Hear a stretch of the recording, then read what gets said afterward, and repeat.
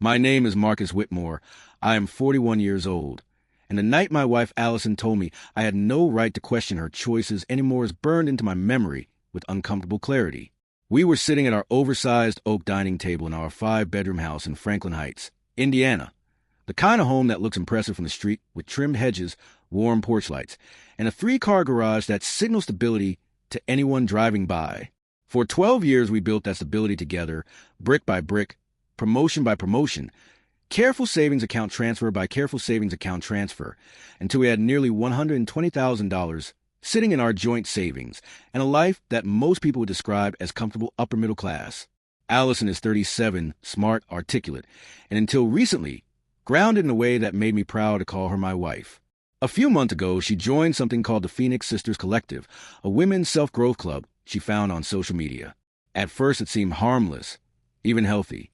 She showed me the website, all soft pastel colors and empowering quotes about rising from ashes and reclaiming personal power. They met for coffee, discussed books about confidence and boundaries, and shared inspirational posts online. I supported it because I believed growth was a good thing, and I trusted her completely. Within 3 weeks, the tone shifted. Coffee meetups turned into late-night bar outings 3 or 4 times a week. The group chat notifications never stopped. She started dressing differently for these outings, staying out past midnight, sometimes closer to 2 in the morning. When I asked where she was going or when she would be home, not in an accusatory tone, but in a practical way married people coordinate their lives, she accused me of being controlling. She said I was threatened by her independence, that I did not understand what it meant for women to reclaim their space. I tried to stay calm, reminding her that I only wanted basic communication, the same courtesy we had always given each other. That night at dinner, she barely touched her food. She scrolled through her phone, smiling at messages that clearly had nothing to do with me. I finally said that I felt shut out of her life lately, and that I did not appreciate being called controlling for asking simple questions about midnight plans. She put her phone down slowly, looked at me across the table, and said in a steady voice that I no longer got a vote in her independence. She said marriage did not mean ownership, and that she would not be interrogated in her own home. I remember the silence that followed, the hum of the refrigerator in the background, the way the overhead light cast shadows across the table we had once picked out together as newlyweds. I did not raise my voice. I did not accuse her of anything. I told her calmly that independence works both ways and that if she believed I no longer had a vote in her choices, then I would start making my own choices as well. I explained that partnership requires balance and respect, not unilateral declarations. If she wanted to redefine the boundaries of our marriage, then I would operate within that new reality too. She stared at me as if I had just threatened something she had not considered could be threatened. For the first time that evening, her confidence flickered. I was not trying to escalate the situation, but I was done accepting the narrative that concern equals control. We had built a life based on mutual decision-making, shared finances, shared responsibilities, and shared accountability. If she wanted independence without consultation, then she would have to accept that I would claim the same space for myself. That was the moment I realized our comfortable house and our healthy savings did not guarantee stability, because stability depends on respect, and that respect was beginning to erode right in front of me. Over the next month, Allison changed in ways that felt both subtle and dramatic at the same time, like watching a familiar house slowly repainted in colors you never agreed to. The warmth that used to define her conversations was replaced with therapy buzzwords and rehearsed phrases that sounded as if they had been lifted directly from a social media caption. Every time I asked about her schedule, even casually, she responded with terms like emotional suppression and toxic expectations, as if my simple desire to know when my wife would be home had become a psychological offense. She spoke with a tone of calm superiority, the kind that implies you are uneducated for even questioning the narrative. Her new inner circle became the axis around which her personality seemed to rotate. There was Vanessa Cole, 34, twice divorced, openly dating a married executive and proudly calling it ethical complexity. There was Brianna Shaw, a mother of 3 children from 2 different men, who flooded her social media with posts about deadbeat dads and systemic patriarchy, while rarely acknowledging her own role in her circumstances. Then there was Chloe Ramirez, perpetually bouncing between failed online ventures, always launching something new, and always blaming former partners for why the last thing collapsed. Allison insisted these women empowered her, that they challenged her to think bigger and reject limiting beliefs. I noticed the changes not through grand dramatic moments, but through details. New dresses began appearing in her closet, tighter cuts, bolder colors, styles she had never gravitated toward before. New lingerie replaced the practical pieces she used to favor, delicate fabrics, and daring designs that felt more like costumes and comfort. I did not comment at first. I simply observed. Around the same time, I saw unexplained cash withdrawals from our joint account totaling roughly $2,300 over the course of 2 weeks. The transactions were scattered, taken out in increments that might not raise suspicion to someone who was not paying attention, but I had always managed our finances carefully and patterns stood out to me. When she came home at night, there was sometimes a faint scent lingering on her clothes that did not belong to her usual perfume. It was sweeter, heavier, unfamiliar. I would notice it when she leaned over to grab a glass in the cabinet or when she tossed her jacket onto the chair beside me. The scent stayed in the air longer than it should have, and every time I registered, I felt a quiet tightening in my chest. I chose my words carefully when I finally confronted her about the cash withdrawals and the late nights. I kept my voice measured and asked for clarity, not accusations. Her reaction was immediate and dismissive. She accused me of being insecure and threatened by strong women. She said my discomfort was proof that I was conditioned to fear female autonomy. She framed my concerns as jealousy rather than partnership. The conversation felt less like a discussion between husband and wife and more like a debate staged for an invisible audience where she had already decided I was the antagonist. I realized in that moment that arguing would only reinforce the role she had assigned to me, so I stopped arguing. I stopped trying to convince her that my concerns were reasonable. I stopped reacting to every loaded phrase and every subtle jab. Instead, I started observing. I paid closer attention to bank statements, to timelines, to inconsistencies in her stories about where she had been and with whom. I watched how quickly she checked her phone when messages came in and how she angled the screen away from me without even realizing she was doing it. I noted the frequency of the late nights and the way she seemed energized by those outings yet distant at home. Silence became my strategy. I was not surrendering, and I was not accepting her narrative. I was gathering information, steadying myself, and adjusting to a version of my marriage that felt increasingly unfamiliar. The house in Franklin Heights still looked the same from the outside. Our savings still sat in the account, and our neighbors still waved when they drove past. But inside those walls, something fundamental had shifted. The arguments had stopped, but not because things were better. They had stopped because I understood that sometimes the most powerful move is not confrontation but patience, and I intended to see exactly where this new version of Allison was leading. I searched the Phoenix Sisters' collective online presence late one night after Allison had fallen asleep with her phone face down on the nightstand, and what I found confirmed that my instincts had not been paranoia but pattern recognition. Their public social media pages were filled with filtered photos from bars in downtown Indianapolis, timestamps reading 1 or 2 in the morning, cocktails raised high under neon lights, captions dripping with slogans about liberation and rebirth. In one photo, Allison stood near the center of the frame holding a bright red drink in a tall glass, wearing a tight black dress I had never seen before, a dress that clung to her in a way that felt intentional rather than incidental. Her hair was styled differently, her makeup heavier, her smile wider than the restrained smile she had offered me across our dinner table in recent weeks. The caption beneath that photo read, "Freedom feels different when you stop asking permission." The date on the post matched the night she had told me she was at Vanessa's condo, watching movies and decompressing from the stress of the week. I stared at the timestamp for a long time, the quiet on the house around me, the weight of the evidence settling into something colder than anger. I screenshotted everything, not just the photo, but the comments below it where Vanessa wrote about finally shedding outdated roles, and where Brianna encouraged her to stop living for a man. Chloe chimed in about reclaiming narratives and refusing to shrink for anyone's comfort. The tone was celebratory, almost triumphant, as if breaking from commitment was a badge of honor. I did not confront her with the screenshots. I did not slam the phone down on the kitchen counter or demand explanations. Instead, I began documenting quietly and methodically. I created a folder on my personal laptop, separate from our shared devices, and organized files by date. I recorded the nights she claimed to be somewhere specific and cross-referenced them with public posts and financial transactions. I tracked the cash withdrawals, the restaurant charges, the rideshare payments that appeared on our joint credit card.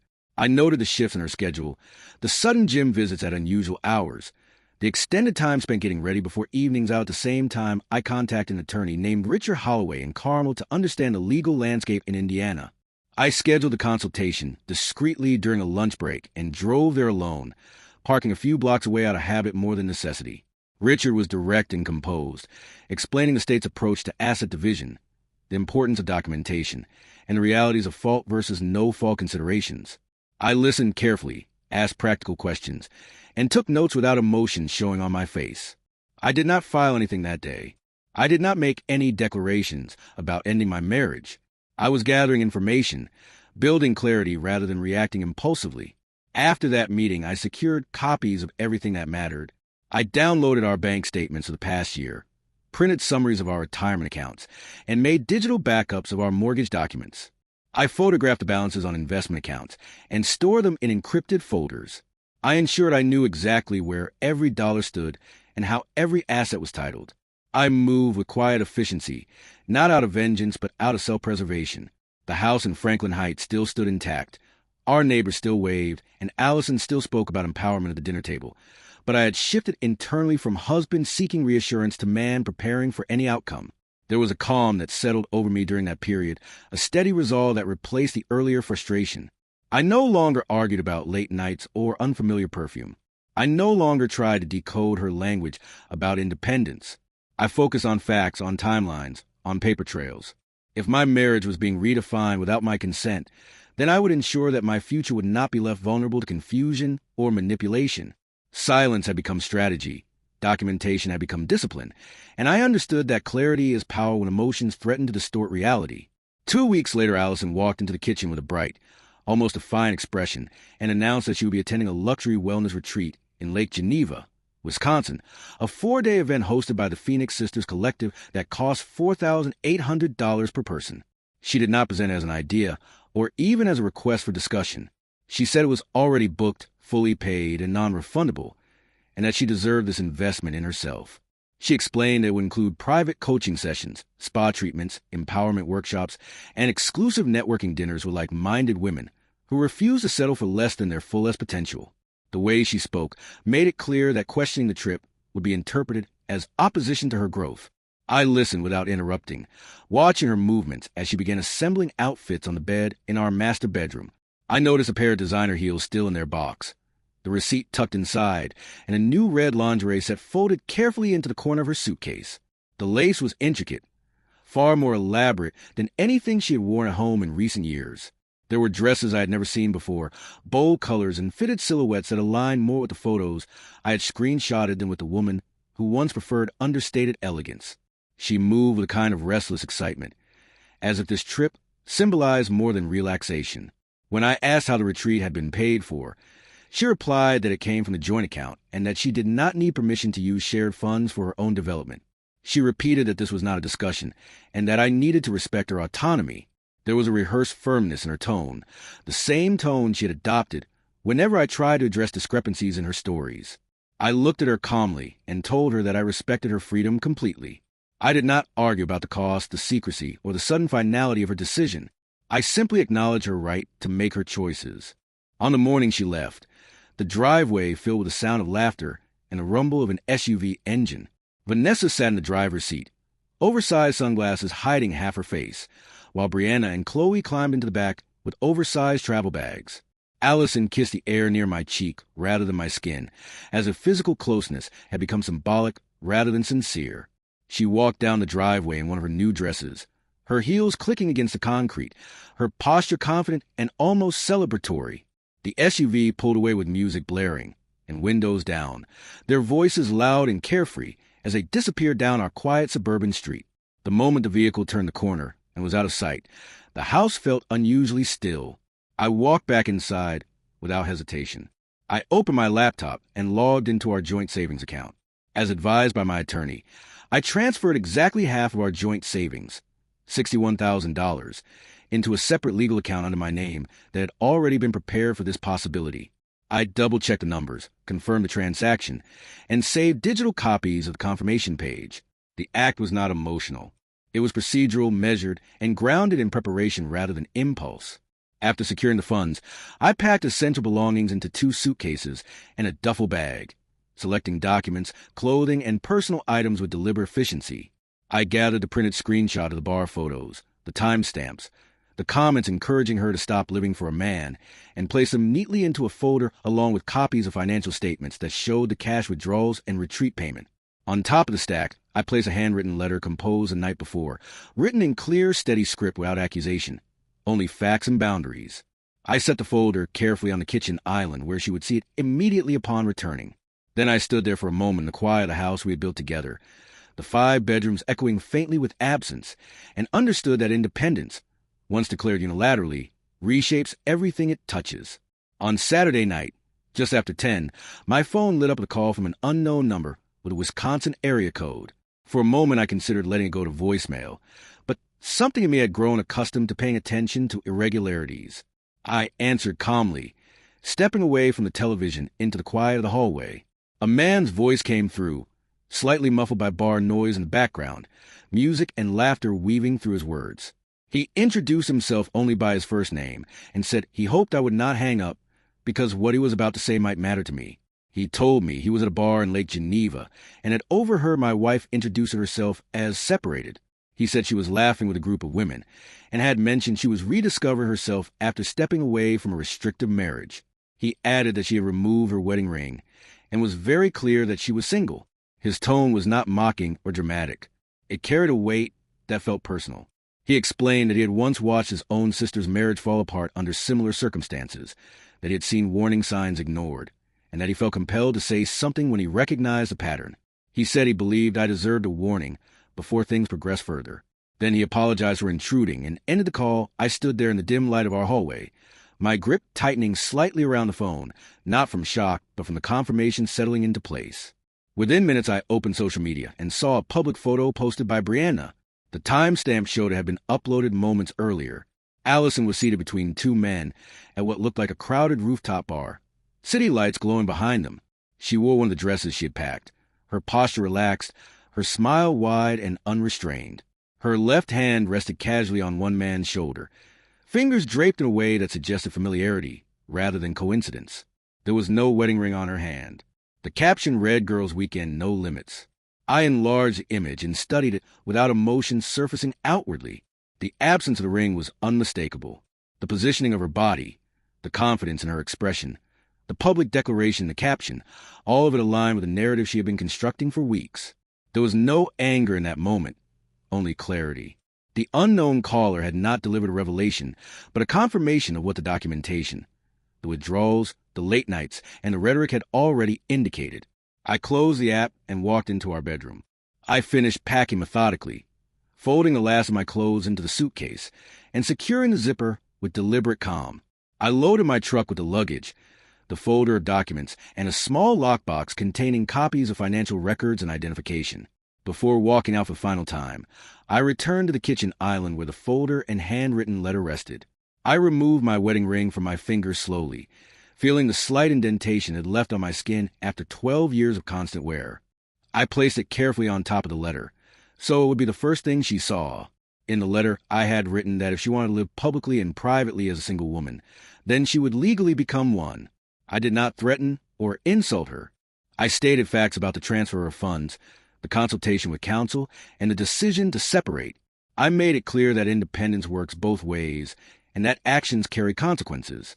I turned off the lights, closed the door behind me, and drove 3 hours through the dark tour of my cousin Daniel's apartment in Louisville, Kentucky, the highway stretching ahead in steady silence as the life I once knew receded in the rearview mirror.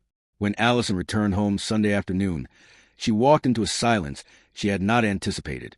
The house in Franklin Heights, once filled with carefully arranged furniture and shared routines, now felt hollow in subtle but unmistakable ways. Several closets were half empty, drawers no longer heavy with folded clothes, and the absence of my personal belongings created a physical echo that could not be ignored. The kitchen island stood at the center of it all, and on top of it rested the folder, the handwritten letter, and my wedding ring placed deliberately above the pages. That small circle of gold likely struck her before the words did.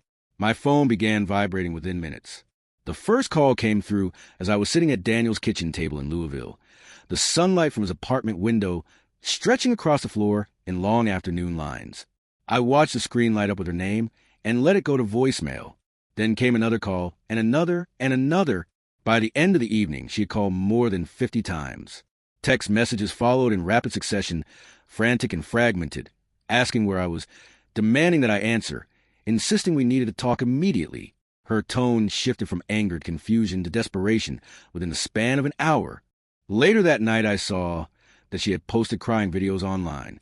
In them, she spoke about making a terrible mistake, about realizing too late what she had risked, about how quickly everything can fall apart. Her voice trembled as she addressed the camera. Mascara slightly smudged, the confident posture from Lake Geneva replaced by visible panic. What stood out to me most was not her tears, but the silence from the Phoenix Sisters Collective. The same women who had filled comment sections with declarations about no limits and reclaiming narratives were suddenly absent from public support. There were no bold captions, no rallying hashtags, no visible encouragement. The empowerment that had been so loud at 2 in the morning had become quiet by Sunday evening. Monday morning, Richard Holloway filed for divorce in Carmel, citing irreconcilable differences, exactly as we had discussed. The paperwork was straightforward, factual, and unemotional.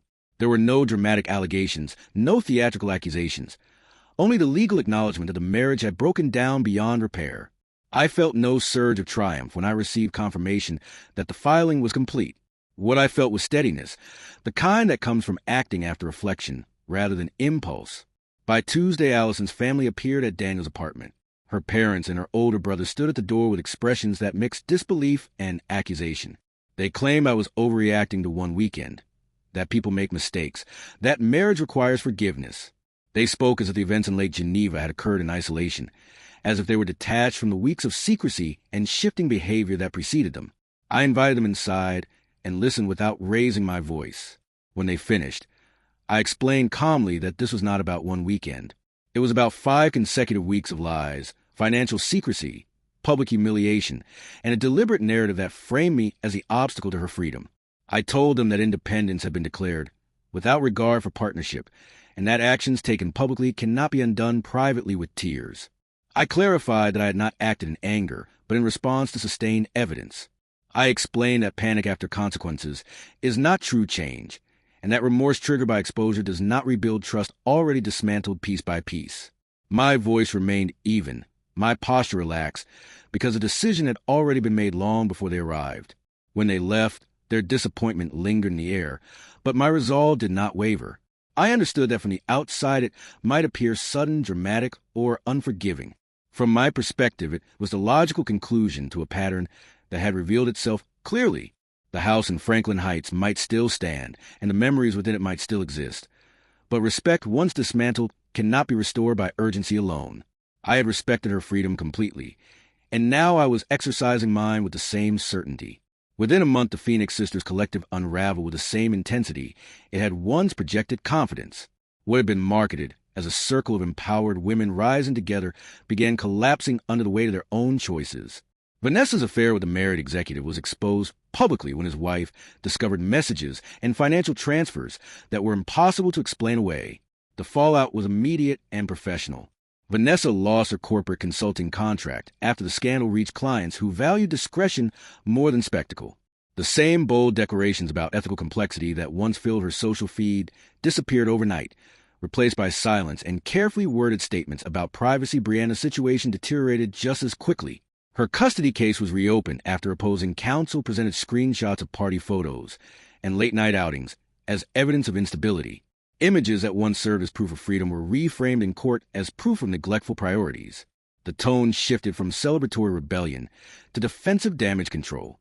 The captions about deadbeat fathers were no longer the dominant narrative when judges began asking about supervision and environment. Chloe's unraveling was quieter, but no less destructive.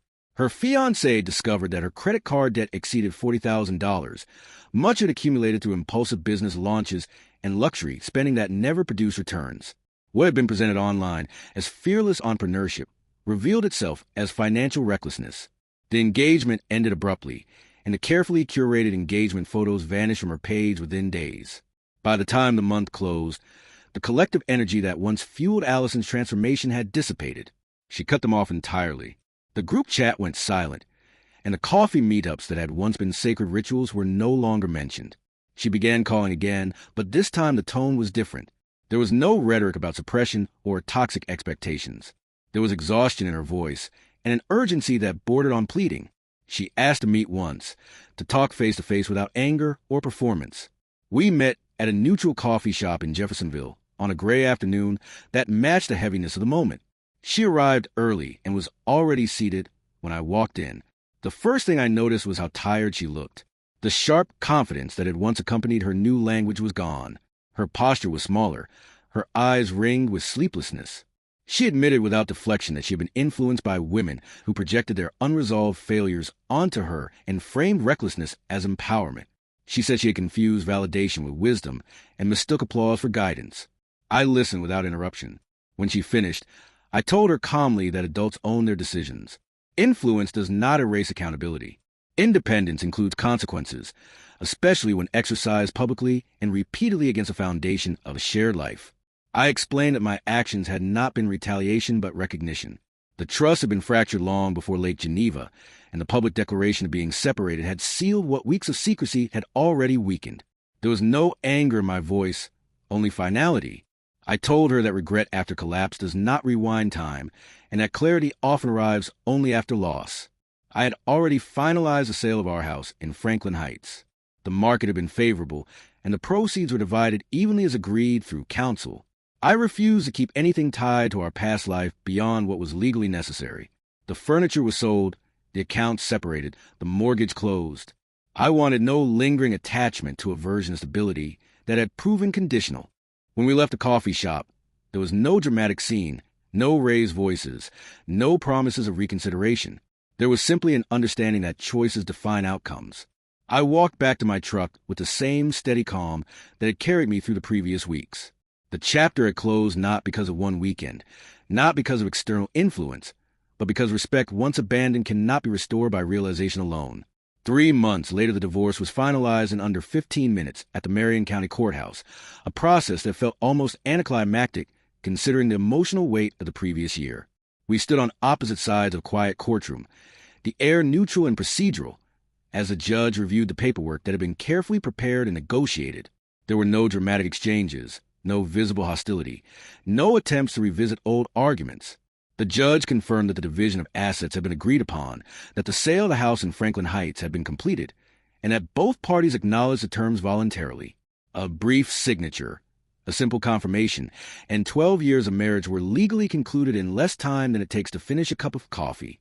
I walked out of the courthouse without looking back, not out of bitterness but out of acceptance.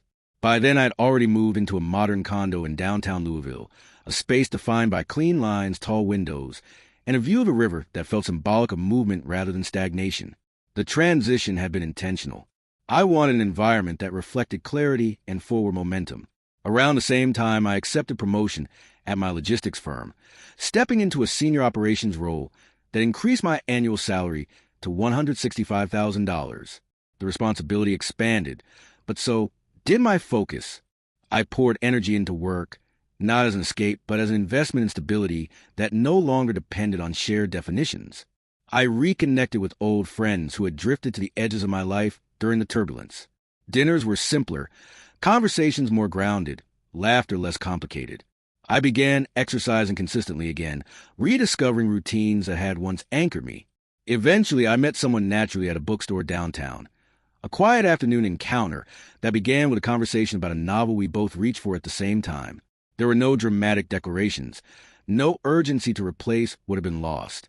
It unfolded at a measured pace, grounded in mutual curiosity rather than rebellion.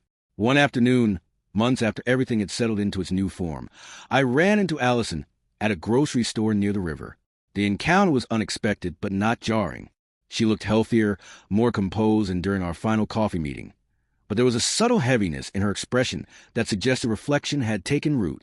The bold confidence that once defined her posture had softened into something quieter. We paused briefly in the aisle, grocery baskets in hand, and exchanged polite nods.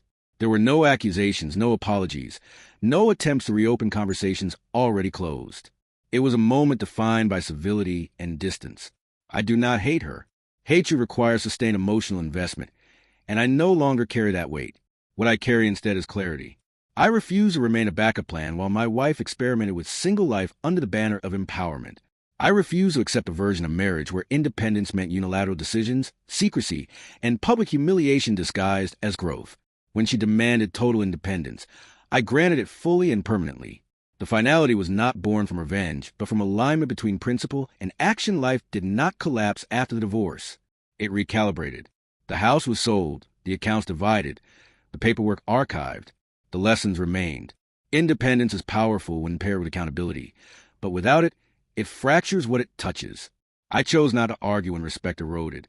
I chose not to beg when boundaries were dismissed. I chose to act when evidence accumulated. And when the legal document was stamped and filed in Marion County, it did not feel like an ending driven by anger.